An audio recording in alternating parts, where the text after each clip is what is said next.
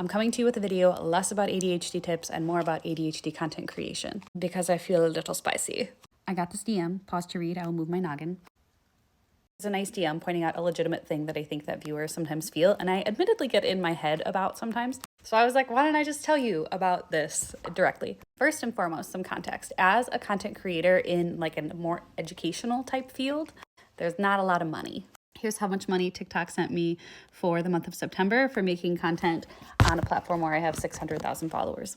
It's not very much. And I do not qualify to make money on Instagram and Facebook. Long story. That being said, one of the goals I have with posting ADHD content online is because I think there should be free, useful help for people with ADHD. Not everyone has the money to pay for coaching or therapy or whatever other supports are out there. And so that's why the base tier of my business is to provide free, helpful information for people with ADHD. And hopefully that makes you say, wow, I want to work with Kelly in group coaching or in one-on-one coaching. That's great.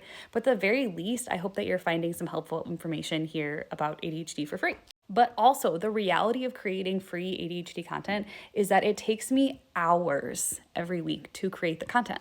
And I chose this for myself, and I feel so fortunate to be in a position that like this is my job. But also, your girl's gotta eat. So when a brand comes knocking on my door, and it's a brand that I like, especially if it's a brand that I actually already use, and they want to pay me to make content for them, I'm like, hell yes, let's be friends. And you may be like, well, Kelly, what if the brand just offers to pay you a good amount of money and you don't really like it?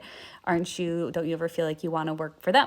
And I will tell you, my friends, one little feature of this sweet neurodivergent brain is that I hate lying. I think a product's not good. I feel terrible telling you about it and pretending it is good. Have I made mistakes in the past before?